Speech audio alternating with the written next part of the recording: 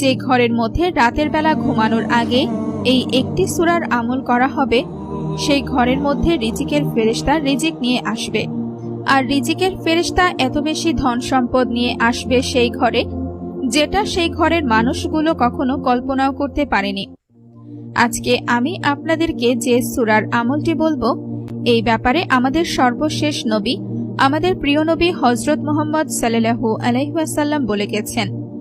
আর তাই আমি আপনাদের সবাইকে বলবো, আপনারা যারা ধনী হতে চান, আপনারা যারা গায়েবী ধন সম্পদ পেতে চান, আপনারা যারা আপনাদের দারিদ্রতা থেকে চিরজীবনের জন্য বেরিয়ে আসতে চান, তারা এই আমলটি কোনোভাবেই ছাড়বেন না।